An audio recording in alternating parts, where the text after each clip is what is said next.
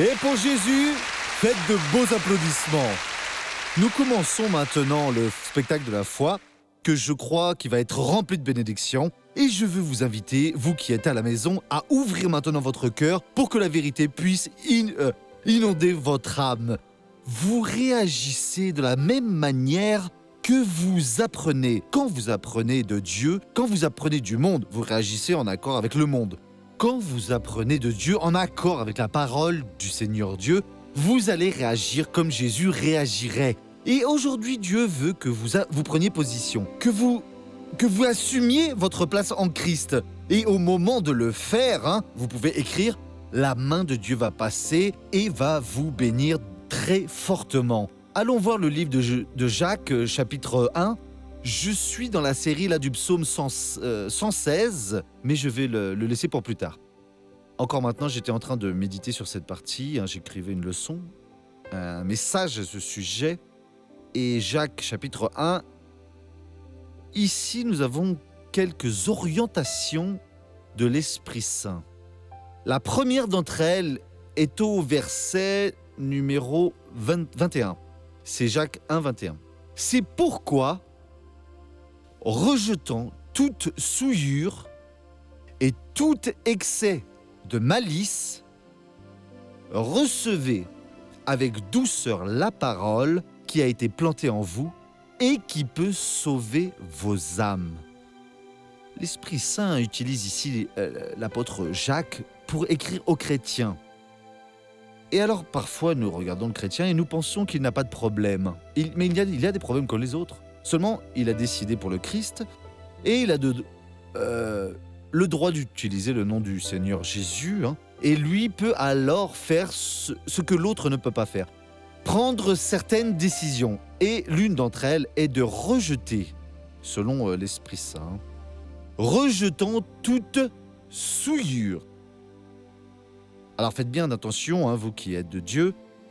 L'ennemi ne s'est pas converti, l'ennemi n'est pas devenu bon et l'ennemi n'a pas perdu votre adresse. Comme il le disait au passé, il le fait aujourd'hui. Et si vous êtes chrétien, jeune ou vieux, de n'importe quel âge, homme ou femme, analphabète ou docteur, si vous ne comprenez pas ce que Dieu est en train de vous dire, et que vous ne rejetez pas tous les mondices, des choses vont commencer à entrer dans votre vie. Tout du démon est immondice. Alors vont entrer des pensées négatives et vous allez devenir une personne négative, mauvaise, remplie alors de choses qui ne valent rien. Et vous allez alors commencer à regarder les gens en les divisant. La tête de celui-ci ne me revient pas, la tête de celui-là non plus. Celui-ci est un bandit, celle-là est mauvaise, et je ne sais quoi encore. Vous allez devenir alors dérangé. N'importe quelle chose qui ne vient pas de la parole de Dieu est un déchet de la pire espèce. Alors vient n'importe quel assaut malin, n'importe quel désir impur. Mais les chrétiens ont des désirs impurs. Il est tenté comme n'importe qui d'autre l'est. Mais aussi vite que ceci vient, vous devez le rejeter, et ça au nom du Seigneur Jésus. De n'importe quel moyen, si vous faites ceci, alors toute l'immondice et toute la malice, retirez du cœur, vous devez être innocent. Vous devez être une personne que les autres regardent et disent ainsi, mais ils ne voient pas les choses. Non, nous ne les voyons pas. Et quand nous les voyons, nous les rejetons au loin. Que va-t-il se passer? Vous allez postuler. Alors, pour faire quoi? Recevez avec douleur la parole qui a été plantée en vous.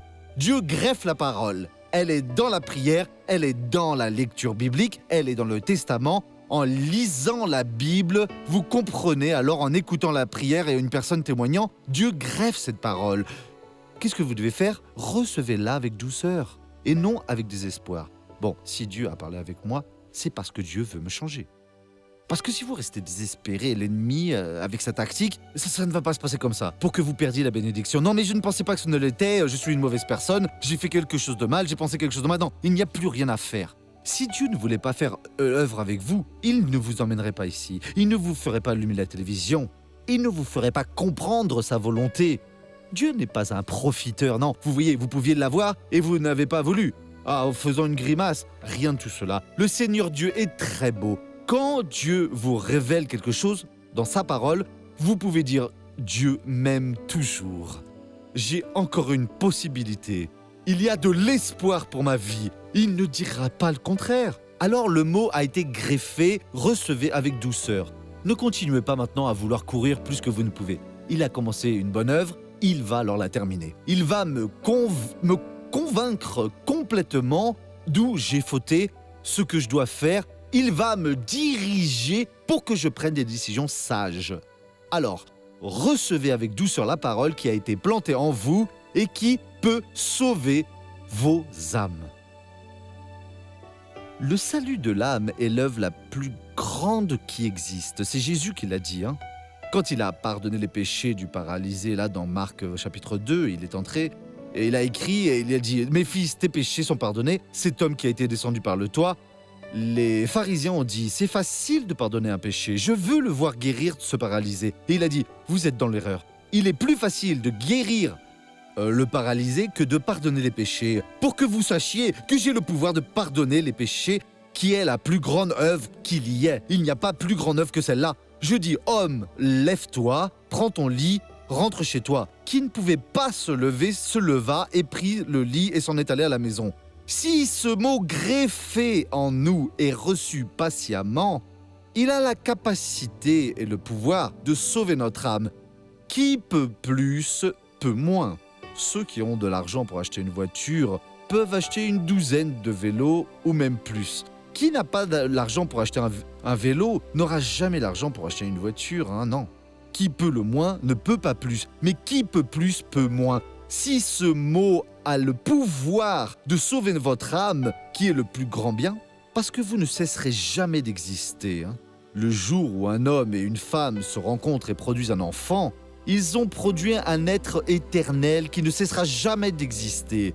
Et s'il ne se convertit pas, il ne peut pas naître de nouveau, il ne peut pas voir ni entrer dans le royaume de Dieu, il va rester pour toujours exclu de la bénédiction éternelle. Et il va rester où? Dans la souffrance éternelle, d'où il ne sortira jamais. Donc le plus grand travail est le sauvetage d'une âme, est de recréer la personne et tout le monde doit passer par là. Si ce mot greffé a le pouvoir de recréer votre âme, il a le pouvoir de guérir votre foie qui est pris par la maladie, la cirrhose, le cancer. Il a le pouvoir de guérir votre pancréas dont le médecin a dit que c'était déjà dissous et qu'il n'y avait plus de solution. Vous n'avez plus de pancréas. Il a le pouvoir de guérir votre rétine qui est remplie de points de sang et qui vous rend presque aveugle. Il a le pouvoir de renouveler leur force, prenant l'arthrite, l'arthrose, les rhumatismes, prenant la leucémie, la parole de Dieu. Elle a le pouvoir alors de faire n'importe quel travail. Mais qu'est-ce que je dois faire? Vous devez recevoir avec douceur la parole qui est greffée dans votre vie. Vous ne méritiez pas, je ne méritais pas, mais Dieu nous a aimés et a greffé ce mot que nous sentons. Il existe. Je sais qu'il m'a parlé. Qu'est-ce que je dois faire? Recevez avec douceur la parole qui peut sauver vos âmes. Et il joint une autre idée. Mettez en pratique la parole et ne vous bornez pas à l'écouter en vous trompant vous-même par des faux raisonnements. Je veux dire, ce que vous sentez que Dieu veut faire dans votre vie, ce que Dieu a apporté pour vous, pour votre cœur, cette lumière, cette compréhension que vous pouvez activer, vous pouvez changer complètement. Missionnaire, je suis vraiment accro alors à la cocaïne, accro au crack, accro à la pornographie sur Internet, accro à ceci, à cela.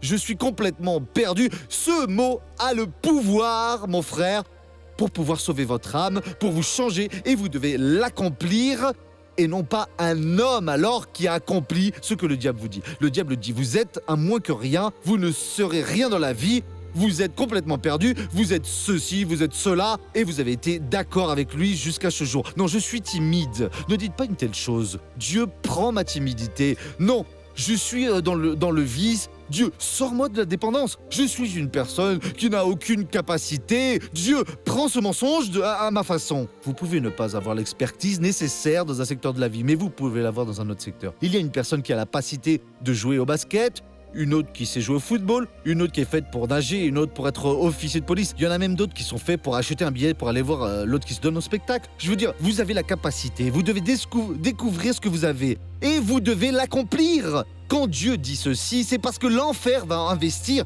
va vous montrer qu'il n'y a pas moyen. Ah mon frère, vous êtes une personne spéciale de Dieu. C'est comme s'il n'y en avait pas d'autres. Et vous devez découvrir ce que Dieu vous a donné comme compétence et en quoi Dieu peut vous utiliser ou comment. Je n'ai pas les moyens de le faire, mais j'ai les moyens de faire quelque chose. Et Dieu va vous donner cette révélation qu'il a prononcée, la parole, alors elle est complète. Et mettez en pratique la parole et ne vous bornez pas à l'écouter. Ah, j'aime aller à l'église. J'aime regarder le spectacle de la foi, le missionnaire est très utilisé par Dieu, mais il ne se passe aucun changement dans votre vie. Que se passe-t-il avec vous? L'apôtre dit ici, en vous trompant vous-même par de faux raisonnements. Ce message qui est de Dieu, puissant, devient tout aussi faux que ce message qui ne produirait rien. Pourquoi ? Parce que vous ne vous êtes pas assumé, vous n'avez pas pris possession de la bénédiction. Et un jour, Dieu aura besoin de vous, Ne jouez pas avec les choses de Dieu. Dieu veut faire de monsieur et de madame une personne bénie. Amen. Fermez les yeux. Père, cette parole est très belle, Père. Cette parole éveille, cette parole met la personne debout. Et je te demande maintenant, mon Dieu, bénis ce cœur qui dit « Je ne serai plus timide, je ne resterai pas plus longtemps dans la dépression, je vais me lever, je vais maintenant changer, je vais être une personne de la victoire. » Et je bénis cette personne au nom de Jésus. Amen et Amen. Dites Dieu merci. Regardons maintenant le feuilleton de la vie réelle.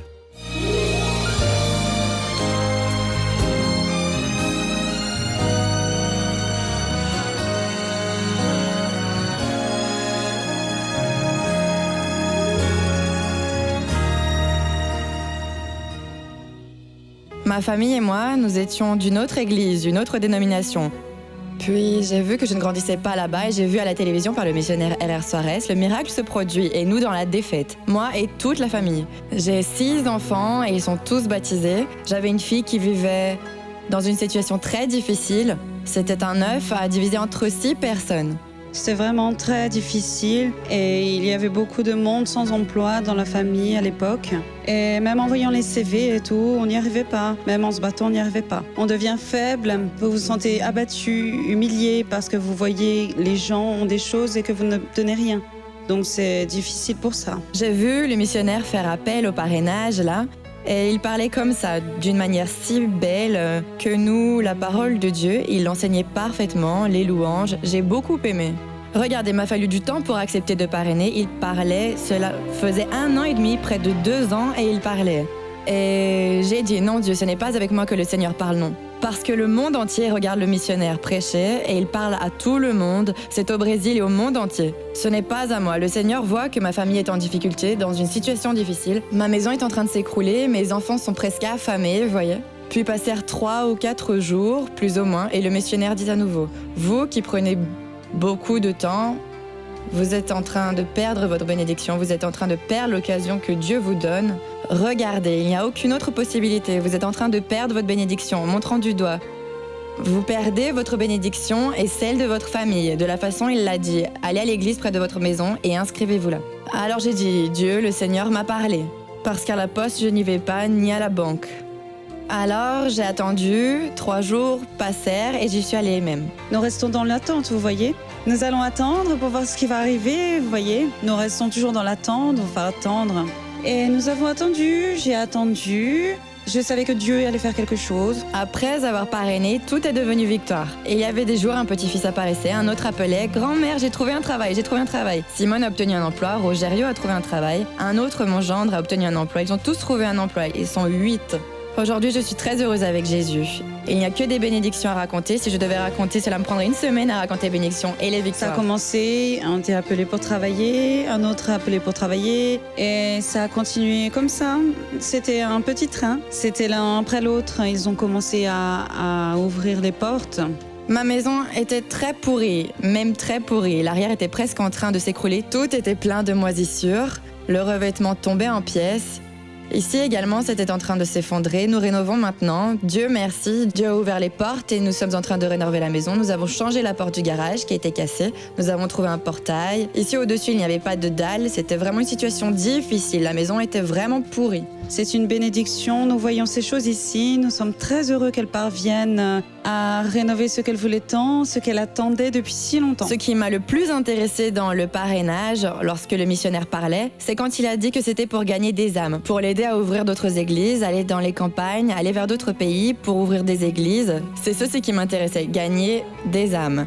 Je ne pensais pas à organiser une vie avec une chose ou une autre, non. Je ne pensais même pas à la prospérité. J'ai vraiment pensé à aider à gagner des âmes. Et je me sens très heureuse aujourd'hui de parrainer. Si je le pouvais, j'y entrerais à nouveau. Entrer à nouveau pour parrainer. Et grâce à Dieu, Dieu m'a béni tellement, richement, grandement. Ah, qu'est-ce que c'est beau! Voyez ça! Ça m'a donné envie, un désir en moi de vouloir embrasser ces personnes-là. Oh, un câlin si bon. Dieu fait son œuvre. Voyons maintenant la première question.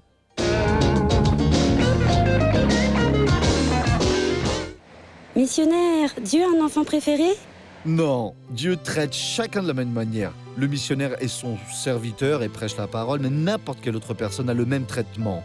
Cela ne signifie pas que je suis mieux servi, plus privilégié que quiconque. Dieu est un bon père. Il nous traite tous de la même façon et nous donne les mêmes opportunités. Deuxième question. Missionnaire, pourquoi doit-on pardonner celui qui nous fait du mal? Oui, mais c'est cela même. Pourquoi nous devons pardonner à ceux qui nous font du mal? Parce que Jésus a demandé. Jésus a dit cela. Ceci est très important. Là, dans Marc chapitre 11, quand il a fini de parler de la détermination, cet exemple où il a maudit le figuier et le figuier s'est desséché depuis les racines jusqu'aux feuilles. Et il a dit ainsi, Marc 11, 25. Et quand vous priez, pardonnez. Quel est le meilleur moment pour pardonner, mes amis? Quand une personne fait le mal. Mais parfois, vous pardonnez sans penser, vous gardez toujours une rancune. Même quand vous priez en communion, alors vraiment avec Dieu, être là et sentir sa présence résoudre n'importe quel problème, et vous vous souvenez de toute personne qui vous a fait du mal à ce moment-là, vous pardonnez alors. Dieu, je vais pardonner cette personne maintenant. Et je veux l'enlever de mon cœur. Donnez-moi cette grâce pour ne pas me souvenir de ce fait. Puis il dit, et lorsque vous êtes debout faisant votre prière, si vous avez quelque chose contre quelqu'un, pardonnez, afin que votre Père qui est dans les cieux vous pardonne aussi vos offenses. Maintenant, voyez le verset suivant. Mais si vous ne pardonnez pas, votre Père qui est dans les cieux ne vous pardonnera pas non plus vos offenses. Donc, je veux être pardonné par Dieu. Bien sûr, qui n'a pas besoin de pardon, Si la personne disait « j'en ai pas besoin », nous avons déjà besoin d'un, qui est le pardon des mensonges qu'il est en train de dire. Nous en avons tous besoin. Alors à ce moment-là, nous pardonnons. Et pourquoi? Pour que notre Père nous pardonne. Vous voulez aller au ciel. Mais si vous conservez le péché de quelqu'un, cette personne peut aller en enfer. Alors vous serez responsable de sa chute. Maintenant, expliquez-moi, comment Dieu va vous laisser entrer au ciel si vous faites aller quelqu'un aller en enfer? Il a été utilisé par le diable pour lui causer le mal. N'importe quel mal qui s'est produit, la personne a été utilisée par l'ennemi. Et vous retenez ce péché. Non, je ne cautionne pas. En aucune façon. La personne est prisonnière ici. Puis, alors elle meurt, elle ne sera pas sauvée. Vous n'avez pas pardonné, elle n'a pas été pardonnée. Et vous allez au ciel, vous n'y allez pas. Non, vous allez l'accompagner. Vous êtes devenu comme elle. Elle a fait un mal qui a blessé le corps, l'âme, vous avez blessé, mais vous avez fait bien pire. Vous avez empêché son entrée au ciel. Et Dieu ne veut pas en aucune façon que ceci se produise. Voyons maintenant ouvrir son cœur.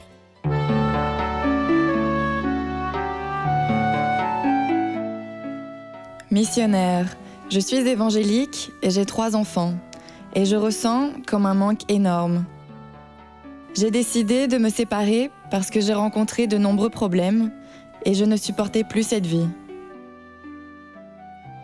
Aujourd'hui, je suis une femme seule et je ressens beaucoup de solitude, pour ne pas mentionner les difficultés financières qui contribuent à me rendre encore plus impatiente. Missionnaire, s'il vous plaît, j'ai besoin d'aide. Que dois-je faire? Vous auriez dû chercher un homme de Dieu avant de vous séparer. Vous avez dit que vous ne pouviez pas supporter la situation. Mais vous avez fait ce que la Bible ne commande pas.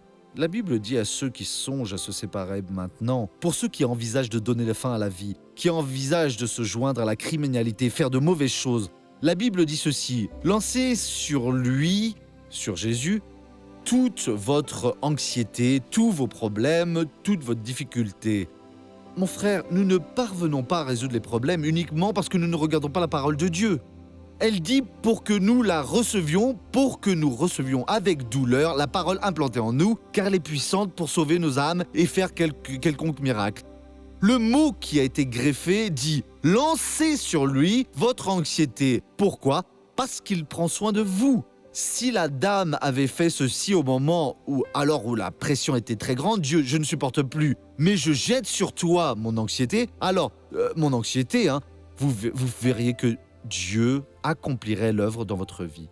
Et il va la faire maintenant. Nous allons rester debout pour que nous prions au nom du Christ. Et regardez, Dieu va faire quelque chose de grand aujourd'hui. Courbez la tête et fermez les yeux. Concentrez votre foi. Père, je viens maintenant accomplir, ô Dieu, non seulement ma mission, mais aussi accomplir le commandement du Seigneur. Père, le Seigneur m'a donné cette parole aujourd'hui très puissante. La façon dont nous devons utiliser la parole que le Seigneur a greffée en nous. La parole que le Seigneur nous envoie ne revient jamais vide pour toi. Elle a le pouvoir de guérir cette personne, de transformer, de changer cette vie. Et maintenant, je prie, Père, pour cette personne qui est avec le côté gauche tout attaqué par une force maléfique. Il semble que cette personne sera paralysée, Père. Quelque chose de mauvais va se produire. Mais même Dieu, que ce soit programmé, alors j'unis maintenant ma foi à la foi de cette personne et je dis que le mal bat en retraite. Renvoie-le maintenant, mon frère. C'est un ordre que nous te donnons. Et non seulement sur le côté gauche, mais aussi sur le côté droit aussi, de la tête aux pieds, dans la maison de cette personne, dans sa famille, dans sa source de revenus. Le démon, je brise tout pouvoir maintenant et je dis laisse-le, va-t'en maintenant. J'ordonne à cette douleur de sortir, cette douleur qui est dans les os, cette douleur qui est dans les muscles, cette douleur qui se trouve dans les nerfs, cette douleur qui est dans la tête, qui est dans le dos, dans le genou, dans le tibia de cette personne, qui est à la cheville. Peu importe où qu'elle soit, dans la plante du pied, sur le haut de la tête, dans le dos, au nom de Jésus, quitte cette vie.